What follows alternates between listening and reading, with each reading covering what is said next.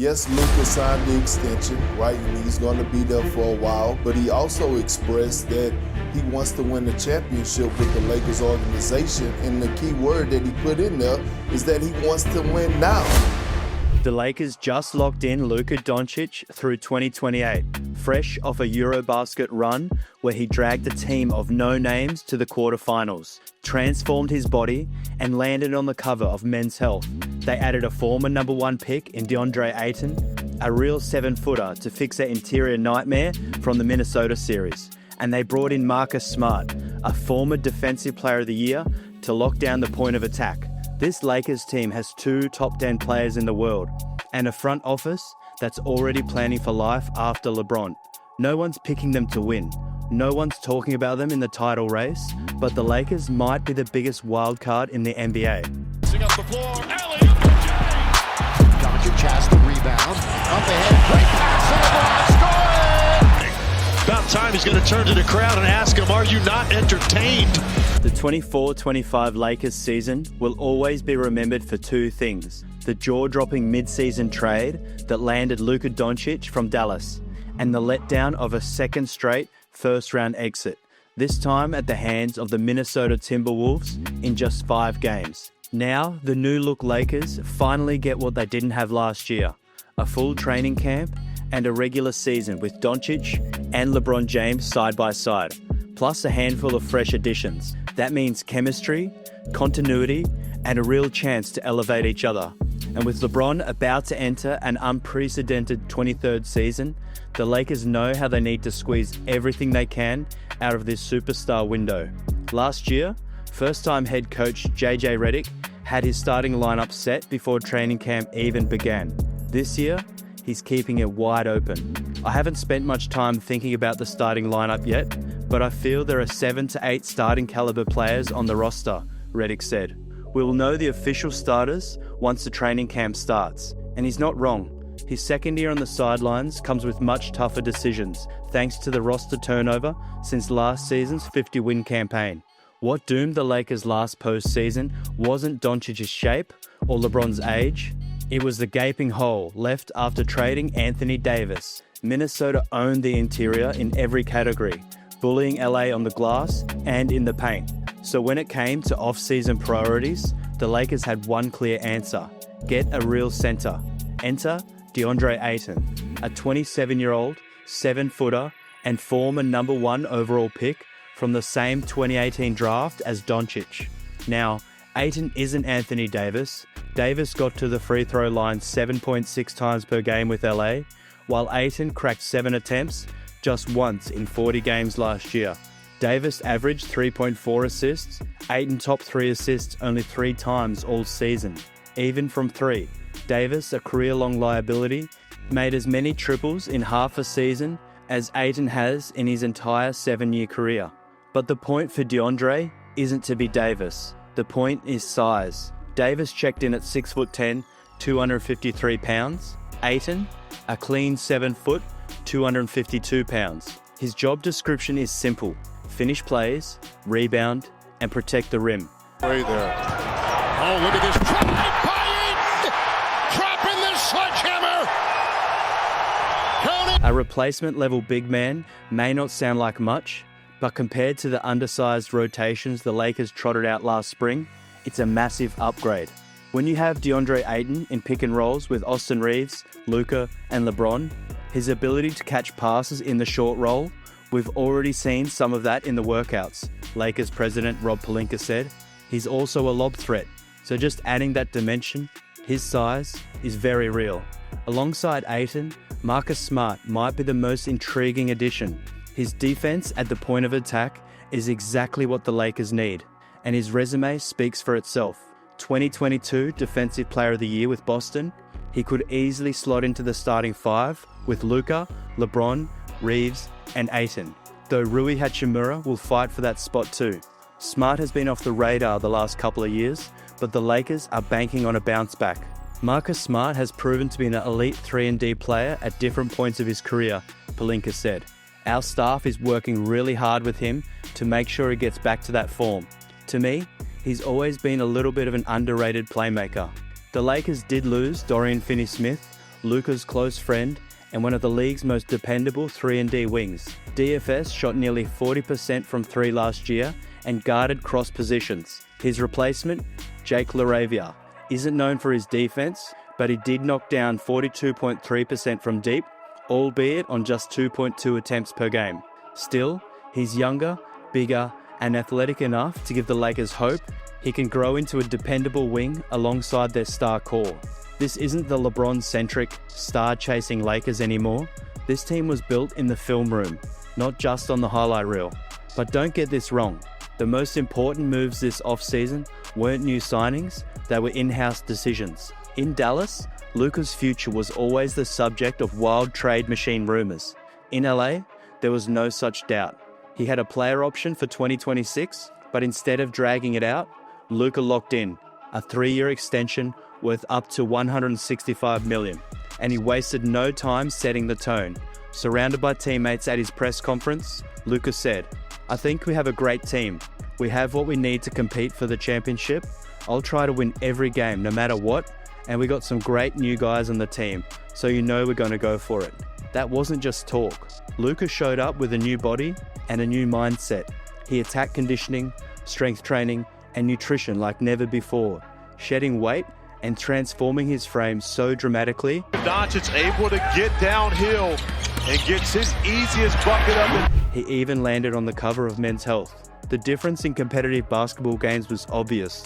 More bursts to the rim, sharper defense, and even recognition on the Eurobasket All-Tournament team. With training camp getting started, the Lakers see Luka's Eurobasket run as the perfect launch pad for what's ahead. Over the summer, he dragged a Slovenian squad one scout said was filled with guys mostly below NCAA Division I level, all the way to the quarterfinals of one of the toughest tournaments in the world. For Luka, it wasn't just about international play, it was also about showing commitment to his country, but also to his new team. He admitted the grind of an 82-game NBA season, the constant travel, and the emotional rollercoaster of wins and losses have sometimes tested his habits. But this summer gave him a stable foundation and a sense of connection to Los Angeles. The support from the Lakers organization and Laker Nation was amazing, Luka told ESPN. It meant so much to me that Rob, Jeannie, Kurt, Linda, and Dr. Sims came to Poland and that Lakers fans were watching Eurobasket and cheering for Slovenia. For the Lakers front office, Luka's performance was more than just an international highlight. It was proof that there's no waiting period after LeBron. The Luka era has already begun.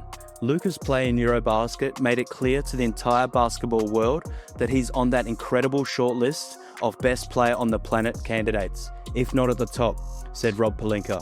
And with both Luka and LeBron on the roster, this isn't about the future, it's about right now.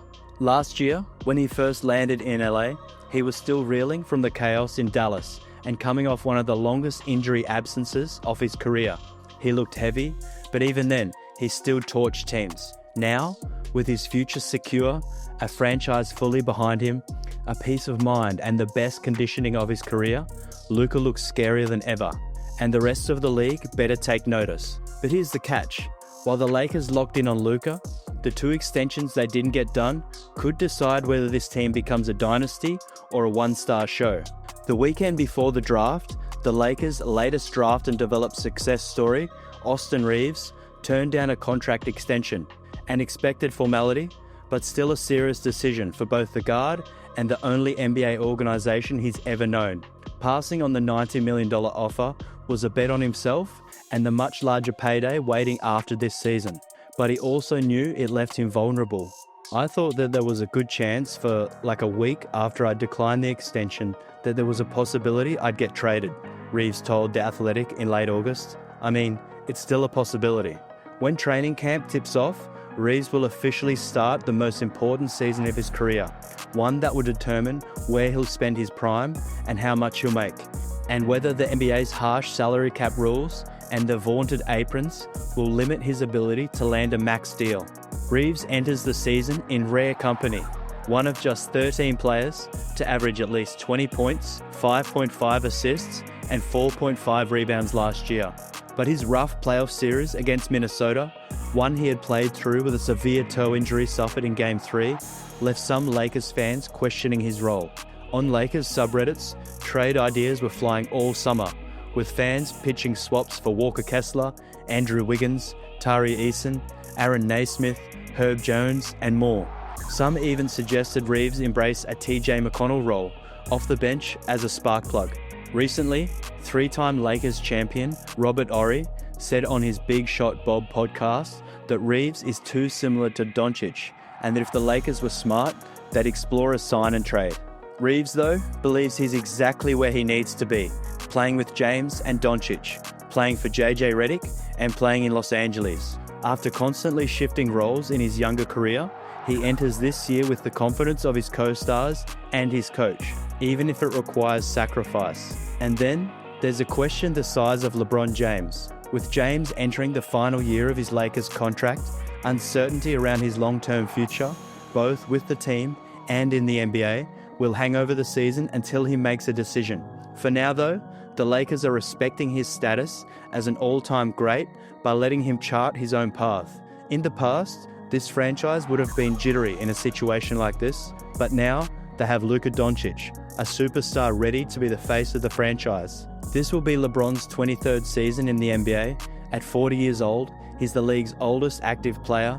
Retirement is closer than ever, but James has not been clear about when he'll step away or which team will be his last. The first thing we want to do in terms of LeBron and his future is just give him absolute respect to choose his story with his family in terms of how many years he's going to continue to play, Rob Pelinka said. He's earned that right, and he's the best one to talk to about that. In July, James picked up his $52 million player option to stay with the Lakers for an 8th season. His agent, Rich Paul, confirmed LeBron did not ask for a contract beyond this year and revealed that multiple teams had reached out to explore trades. If he does finish his career elsewhere, it's unclear where that might be. Could it be a return to Cleveland or Miami? A shocking move to the Clippers to stay in LA? Or maybe another big market franchise entirely? For now, it's all speculation. We would love if LeBron's story would be to retire as a Laker, said Pelinka. That would be a positive story. The thing is, LeBron hardly slowed down last season. He put up 24.4 points, 8.2 assists, and 7.2 rebounds per game, while shooting a career best from the free throw line. He's not the same explosive scorer he was at his peak, but he still has enough in the tank to be an all-star for as long as he wants to play. The Lakers also know the succession plan is already in place. Once LeBron steps away, Doncic will be the franchise cornerstone. His superstardom ensures the Lakers will remain contenders long after James is gone. We were very intentional this summer in terms of the pieces we added with Luka and LeBron once LeBron opted in, making sure they had the necessary pieces around them to be on a really competitive, strong team, Pelinka said. We built into that and for that. One thing's clear, LeBron is still going to be a critical piece of the Lakers want a deep playoff run. He hasn't always been able to summon the same playoff superpowers as before, but this time, for maybe the first time since Miami, he might just have an equal at his side. If LeBron can stay on the court, the Lakers have 2 of the top 10 players in the NBA. Not many teams can say that. So, what does year 2 of the Doncic-James pairing and JJ Redick's coaching tenure actually look like? After being thrust together in a mid-season trade, Luka and LeBron had to build chemistry on the fly. The flashes were spectacular, combining for 59 assist connections in just a few months. But what happens with a full training camp and a season together? The same questions extend to Redick. After a full off-season of film study, how will he maximize the Doncic-James partnership? How will he leverage Ayton's size as a post scorer and rim protector? Can Marcus Smart stay healthy and return to form after 2 rough years? Will Reeves make another leap in year 5 and find a comfortable role alongside James and Doncic? If everything clicks and the roster stays healthy, the Lakers have the firepower and even depth to punish the league for ever sleeping on them. A healthy LeBron, a locked-in Luka, a hungry Reeves, add elite role players, and a Western Conference with cracks starting to show, and suddenly, the Lakers look less like a feel-good story and more like a problem no one wants to deal with. The question isn't whether the NBA is ready for the Lakers, it's whether anyone can stop them when the lights come on. Sleep on them if you want, but don't say we didn't warn you. If you enjoyed this video, hit the hype button. And remember to like and subscribe if you want more videos just like this.